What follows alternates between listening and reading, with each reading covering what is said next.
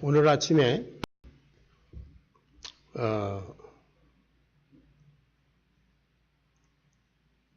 저희 친구 고등학교 동기 동창한테 카톡이 왔어요.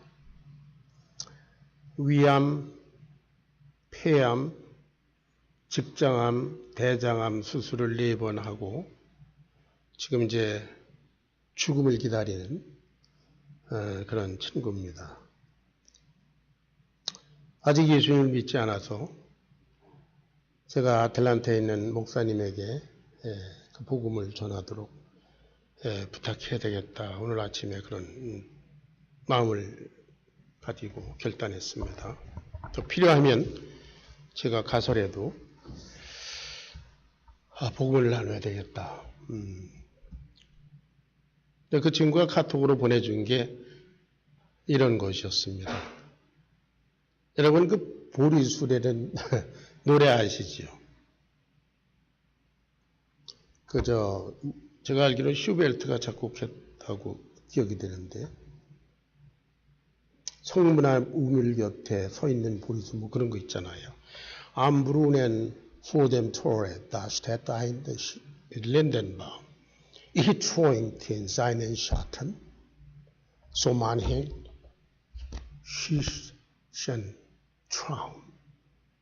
나는 스윗 드림을 꾼다. 뭐 이런. 갑자기 제가 그것을 암송이 되는 거예요. 그게 제 고등학교 2학년 때니까 1960년대입니다. 지금부터 53년 전의 일인데 그대로 머리에 그냥 기억이 돼요. 이게 독일어예요, 여러분. 그러면서 무슨 생각을 했나? 그때 내가 예수님을 믿고 성경을 암송했더라면 지금 얼마나 많은 성경 구절이 남아있을까? 제가 요새도 성경 구절을 열심히 암송하고요. 새로운 것들을. 영어 단어를 새로 암기하려고 애쓰고 그리고 중국어를 이렇게 암송하는데 하루 지나면 다 잊어버려요. 그런데 53년 반세기 전에 기억했던 거 그대로 남아있습니다. 우리말도 아니고 독일어인데요. Am Brunnen vor dem Tore, da steht ein Lindenbaum. 멋있죠? Ich träumte in seinen Schatten. 당신의 그늘에 나는 ich träumte, 꿈을 꾼다. So manchen süßen Traum, sweet dream을. 여러분의 자녀들이 우리 유신 동화 그리고 진화 그리고 우리 어린이들 지금부터 하나님의 말씀에 젖어서 하나님의 말씀을 노래하고 그것으로 생각하고 그것으로 살아드리려고 애쓰고 하는 것이 그 애들이 70대였을 때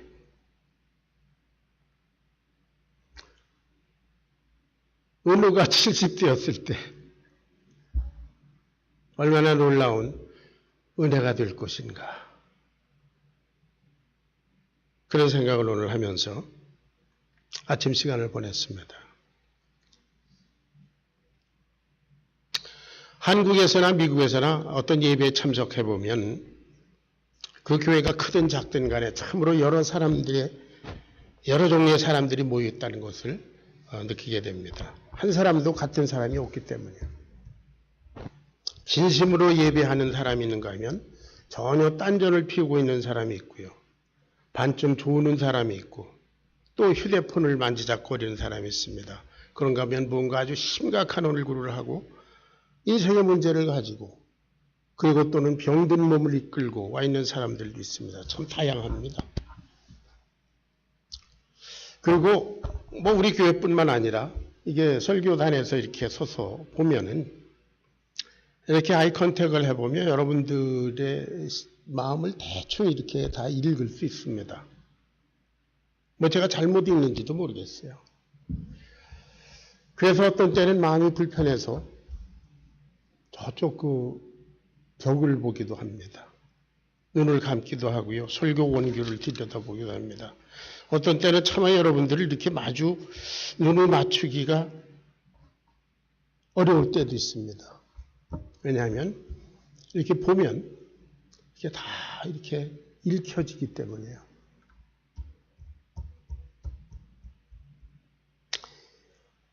예수님께서 3년여 동안 이 지상에서 사역을 하실 때에 참으로 많은 사람들이 예수님의 주위에 모여들었죠. 참 다양한 사람들이었습니다. 각종 질병 든 사람들, 귀신 들린 사람들, 죄인들, 세리들, 또 바리새인들, 서기관들, 뭐 등등 여러 사람들이었습니다. 그런데 그 많은 사람들 가운데 예수님의 생애 마지막까지 십자가의 현장까지 끈질기게 따라다니면서 아주 주동면밀하게 관찰하고 있던 사람들이 있었습니다. 누구일까요?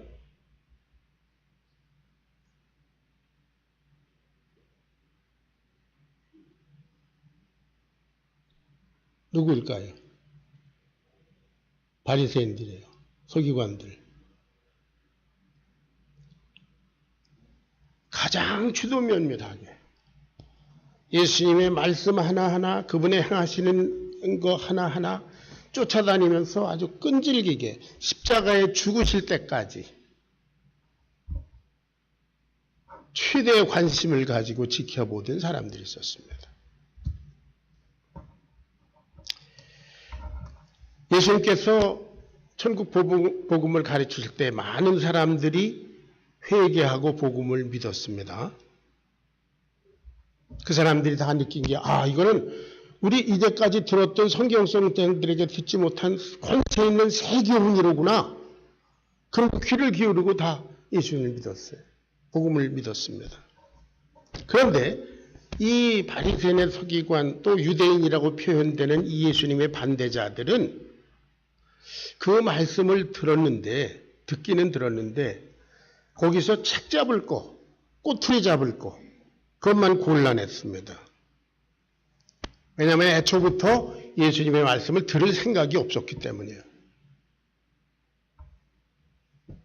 왜냐하면 처음부터 예수님이 입을 열어서 말씀을 시작할 때부터 이건 내 거하고 다른데? 그래서 딱 문을 닫아버렸어요.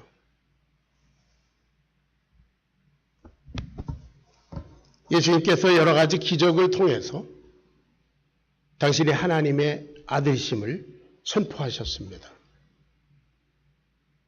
많은 사람들이 회개하고 하나님께로 돌아왔지요. 그러나 이 사람들은 어땠습니까? 저거 귀신의 힘을 빌어서 하는 거야. 이렇게 폄훼했죠.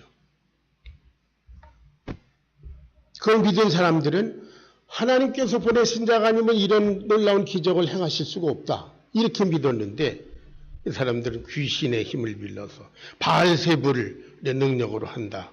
이렇게 매도했습니다. 어찌하든지 예수님을 죽일 궁리만 하는 마귀의 앞잡이들이에요. 오늘 본문에 보니까 예수님께서 오늘날 회당에 들어가셨습니다. 유대인의 회당입니다. 시나고그. 그런데 예수님께서 회당에 들어가신 곳은 거기 가서 뭐 예배를 드리거나 거기서 말씀을 배우기 위해서 들어가신 곳이 아닙니다. 왜 들어가셨을까요? 회당에 왜 가셨을까요?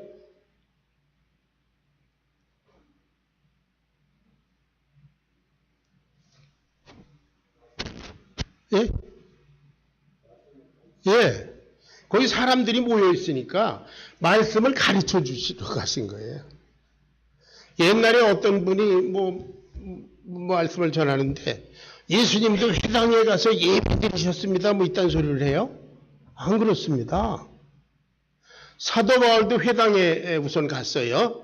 왜 갔어요? 예배 드리러 간 게 아닙니다. 회당에 사람들이 모여 있으니까 거기 가서 복음을 전하러 간 거예요. 예수님께서 회당에서 말씀을 전하러 가셨는데 거기에 한편 손 마른 사람이 있는지라. 한편 손 마른 사람이 있는지라. 여러분, 이 한편손 마른 사람은 이 회당에 있는 군중 속에 숨어있던 사람입니다.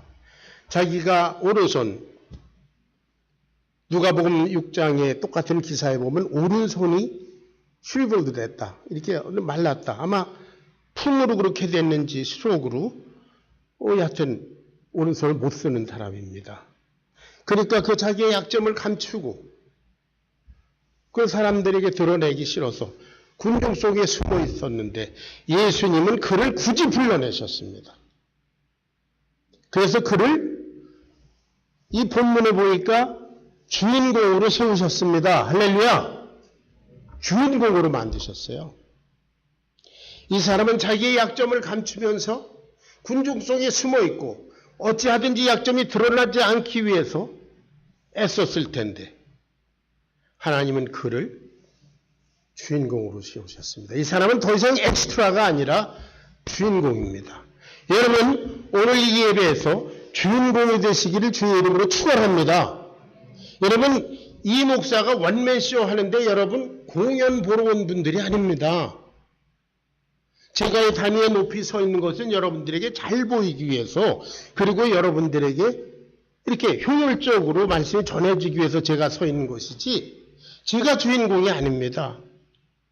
예배의 주인공은 예수님이시고 예수님께 예배드린 진짜 주인공은 여러분들이신 줄로 믿으시기를 주의 이름으로 축원합니다. 앞으로 이 강단도 좀 낮췄으면 좋겠어요. 예.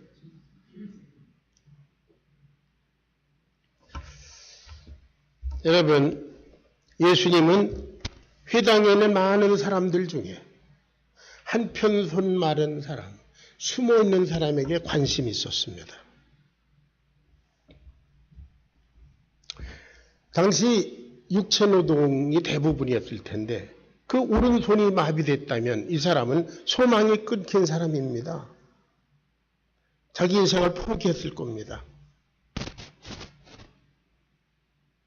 그리고 당시에 이스라엘 사람들은 이게 어디가 불구가 된다, 핸디캡이 된다, 그것이 하나님께 저주받았다는 이런 생각이 있기 때문에 이 사람은 그거를 애써 숨겨야 합니다.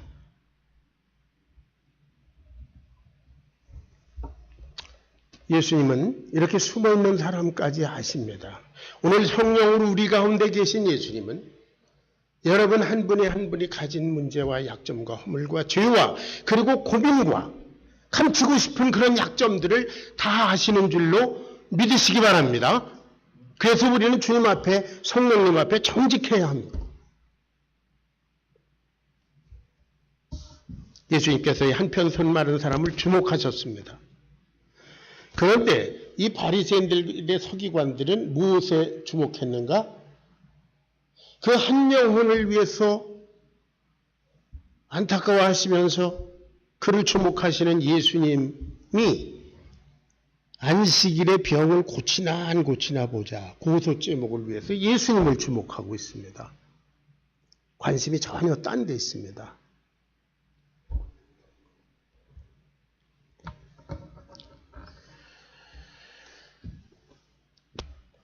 예수님께서 이 사람에게 얘기했습니다. 한편손 마른 사람에게.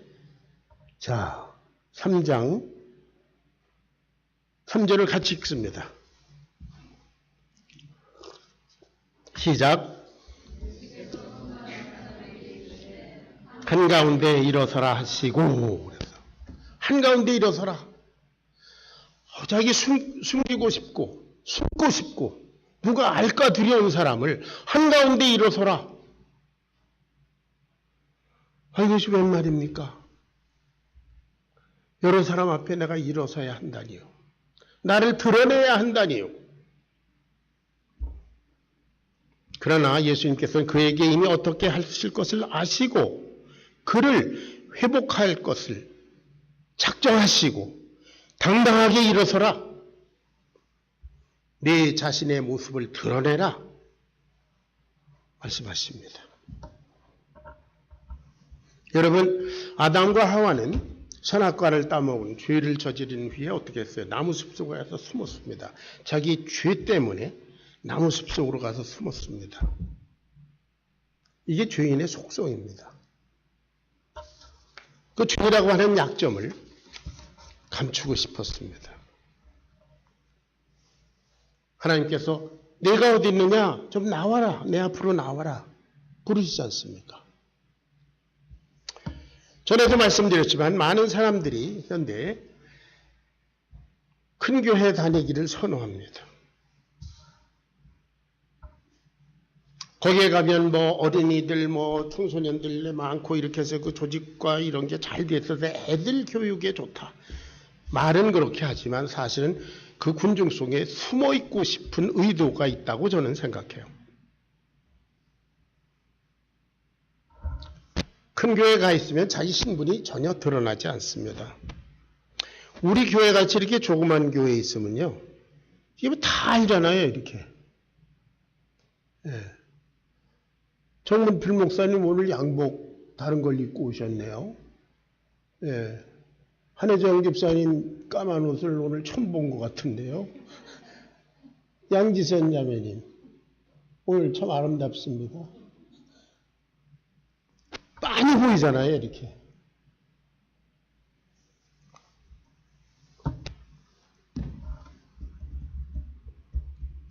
큰 교회에서는 피상적인 관계, 그것만 유지하면 되지요. 예배드리고 찬송가 부르고 설교 듣고 들으면서 반쯤 졸고 나름대로 기도하고 그리고 돌아옵니다. 그래서 주의식을 조금 덜어낸 듯합니다. 여러분, 사람들과 횡적인 관계가 피상적이면 여러분 하나님과의 관계도 피상적입니다.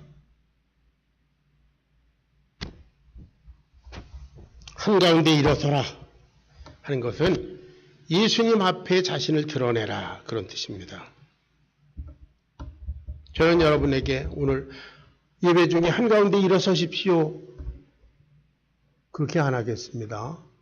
성령님 앞에 여러분 마음으로 여러분 심령으로 일어서십시오.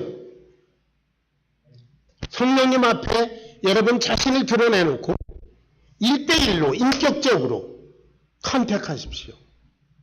그것이 예배입니다.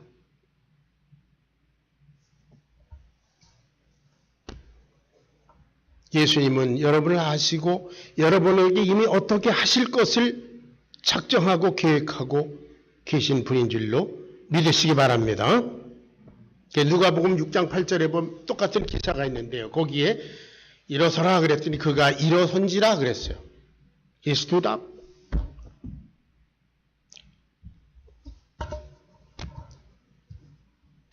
예수님께서 주위에 있는 그 바리새인들, 그 마귀의 쫄병들에게 그들의 심정을 아시기 때문에 예수님께서 이 사람을 세워놓고 말씀하셨습니다. 안식에 선을 행하는 것과 악을 행하는 것, 생명을 구하는 것과 죽이는 것 어느 것이 옳으냐? 그런데 이 사람들이 잠잠했다 그랬어요. 여러분 이 대답이 그렇게 어렵습니까? 안식일이라 할지라도 선을 행하는 것과 악을 행하는 것, 생명을 살리는 것과 죽이는 것 어떤 것이 옳은 거냐? 이 대답이 얼마나 쉬워요. 아마 어린애들에게 질문했으면 그거는 뭐 안식일이라도 생명을 살리는 거 선한 일을 하는 게 좋습니다. 금방 대답했을 거예요. 그런데 이 사람들은 마음속에 예수님을 고소하고자 하는 예수님과 반대하는 그런 레저베이션이 있었기 때문에 대답을 안 했습니다. 반응이 없었습니다. 잠잠했습니다.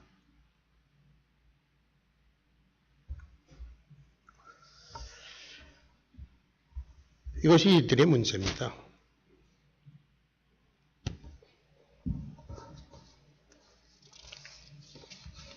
한 생명에게는 관심이 없습니다. 자기네들이 교권을 지키고 자기들의 그런 기득권을 지키는 게 이들에게는 더 중요했던 것입니다.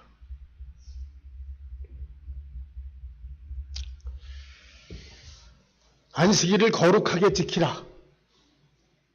하나님께서 그렇게 십계명에서 말씀하셨고 그리고 율법에서 여러 가지 얘기를 해주셨습니다. 안식에 이런 걸 하지 말고 저런 게 하지 말고 뭐 이사야서 보면 사고 팔고 그런 거 하지 말고 등등 여러 가지 말씀을 해주셨어요.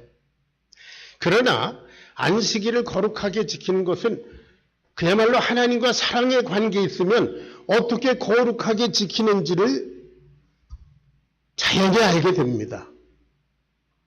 안 그렇습니까? 하나님을 사랑하면 내가 안식일을 어떻게 거룩하게 지켜야 할지 그거 압니다. 예를 들어 드릴게요. 여러분들 부부간의 애니버서리 그 결혼 기념일을 서로 축하한다고 합시다. 자, 여보, 오늘 우리 결혼 기념일은 정말로 미닝풀하게 뜻깊게 한번 보내십시다. 그러면 이거는 하지 말고 이런 건 하고 이런 말은 하지 말고 이런 말을 하고 이런 선물을 하지 말고 이런 선물을 하고 do's and don'ts 그런 리스트가 필요합니까? 여러분이 사랑하는 부부 관계라면 뜻있게 보내는 게 어떤 건지 서로 잘 알지요. 꼭 무슨 리스트를 작성해 놓고 그걸 조문대로 지켜. 여러분 율법적이라고 하는 것이 이미 사랑의 관계가 깨진 것입니다.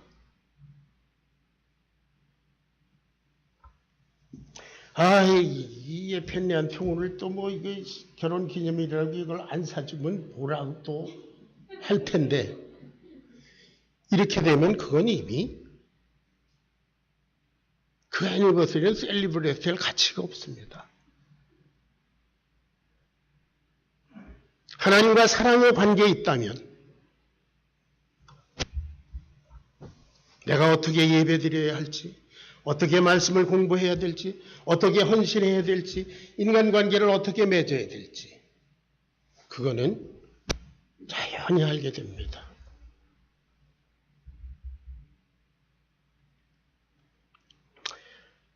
자, 한가운데 일어섰습니다. 이게 또 웬 말입니까? 예수님께서 또 구체적으로 말씀하셨습니다. 내 손을 내밀어라.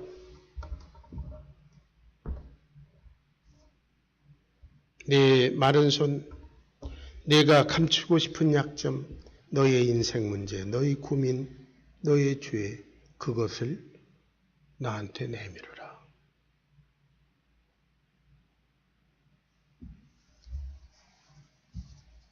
사람들한테 내밀어라가 아니에요, 사실은. 너 나한테 내밀어라.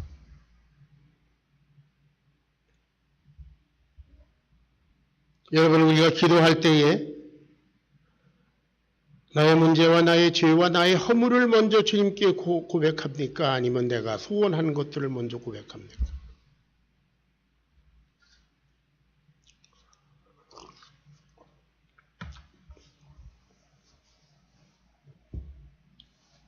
정말 감추고 싶은 것, 행여 누가 알까 두려운 나의 약점, 한편 손 마른 것, 그것을 예수님은 나한테 내밀어라.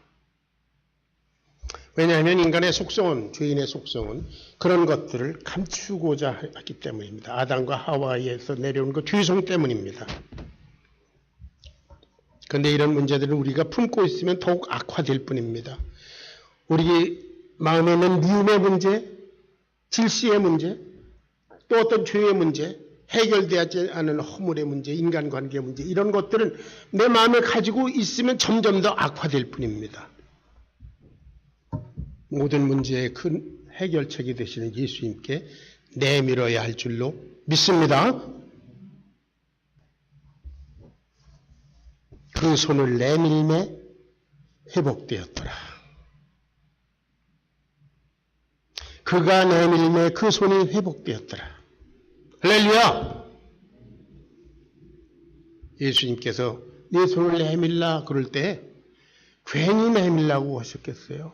이미 어떻게 하실 것을 아시고 말씀하셨습니다. 이 바리새인들은 이런 놀라운 생명의 역사, 이런 현장에서도 거기에 대한 아무런 감동이 없습니다. 도리어 평소에 원수처럼 지내던 헤롯 왕과 함께 어떻게 예수를 죽일까? 생명의 역사를 보면서 죽이는 생각을 하는 이런 말도 안 되는 바리새인의 속성. 이것이 교인의 속성입니다.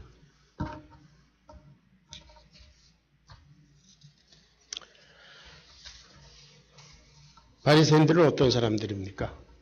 그때 당시 종교적인 지도자들이었습니다. 성경 선생들이었습니다. 율법을 가장 엄격하게 엄수하는 모범적인 신앙인이라고 알려진 사람들입니다. 그런데 예수님 보기에는 마귀의 앞잡이들이었습니다.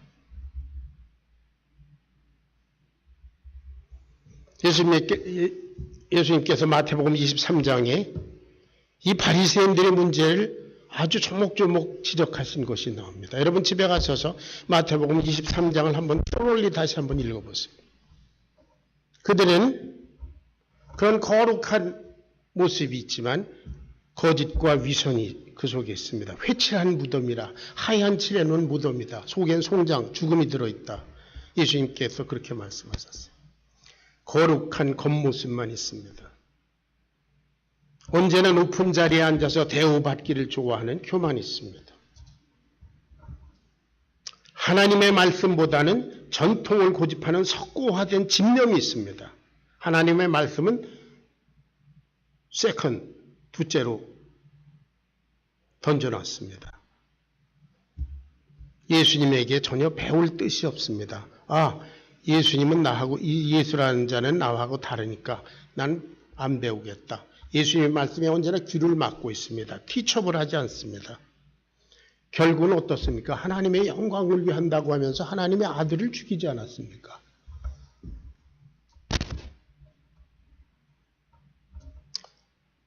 이들은 하나님 얘기를 하면서 철저히 세속화된 사람들이었습니다. 철저히 인간적인 사람들. 오늘날 너나 할 것 없이 우리가 문제거리로 알고 있는 교회의 세속화.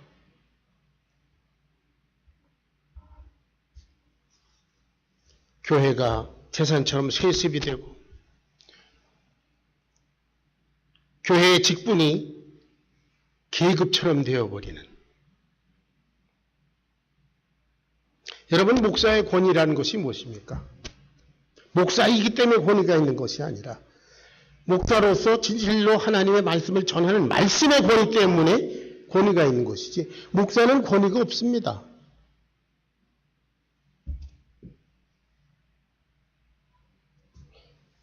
제가 주님으로 모신 예수님은 섬기는 종이라고 하셨습니다.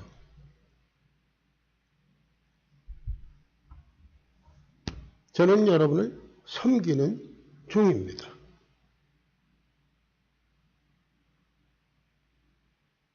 여러분, 제 속에 있는 하나님의 말씀, 제가 전하는 말씀에 권위를 두시기를 주의 이름으로 부탁합니다. 목사 자신은 그저 여러분들에게 이거를 간교히 전해주는 도구에 불과합니다. 침례 요한이 도대체 너는 누구냐? 사람들이 물었을 때 나는 광야에서 외치는 자의 손길일 뿐이다. 나는 소리다. 나는 방법이다. 나는 도구다. 세상 죄를 지고 가는 하나님의 어린 양을 봐라.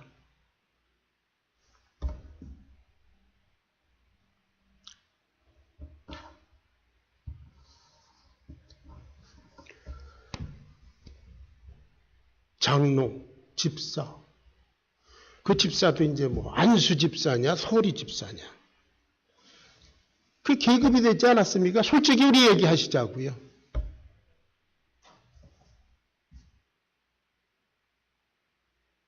장로님, 목사님, 장로님, 목사님 안녕하세요. 안수 집사는 조금 덜 쓰고요. 안수 집사님 안녕하세요. 서리 집사는 잘 있지요? 우리 솔직히 얘기해요. 여러분, 그건 계급이 아닙니다. 여러분, 장로, 안수 집사, 서리 집사 직분이 없으면 신앙생활 못합니까? 교회를 섬기지 못합니까? 그게 왜 필요한데요?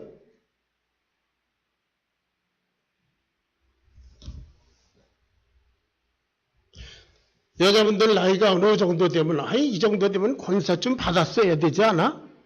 그게 뭐예요? 이 교회가 세습화 계급화된 그런 모습이거든요. 여러분들이 듣기 싫어하는 이런 얘기 이거 유튜브로 나가면 뭐 반대하는 사람 많을 텐데 제가 이 얘기를 굳이 이렇게 공개적으로 하는 이유는 나 이제 뭐 내가 얼마나 더 살겠어요? 목회를 얼마나 더 하겠어요?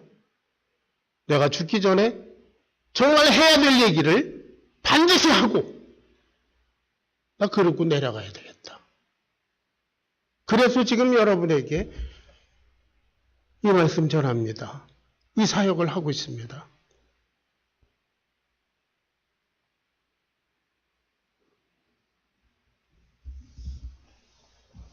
바리새인은 이 장면에만 있는 것이 아니라 오늘날 이 시대 교회 속에 있습니다. 우리의 심령의 한 부분에 바리새적인 요소가 있는지도 모릅니다.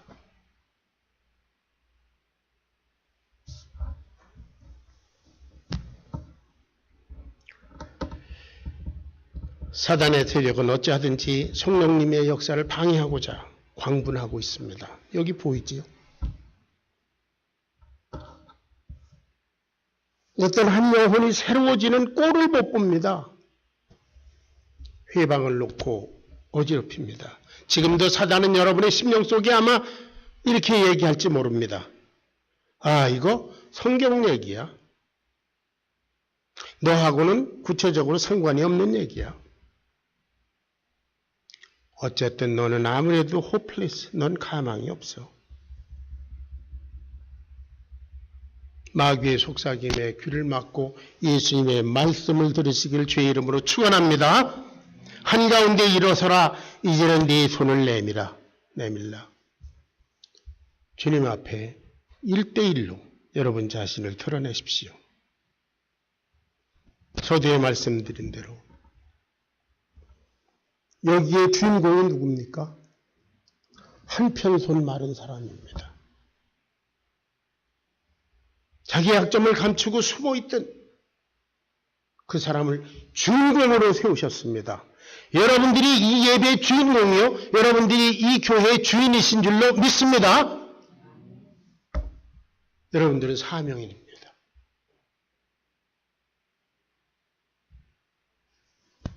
여러분들이야말로 우리 교회에 여러분 한 분 한 분이 메인 캐릭터의 주인공이십니다.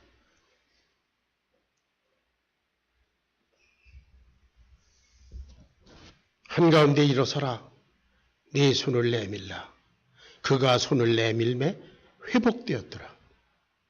예수 그리스도는 어제나 오늘이나 영원토록 동일하시다고 그랬습니다. 주님께서 오늘도 여러분의 인생에 기적을 베푸실 것을 믿습니다. 기도하겠습니다.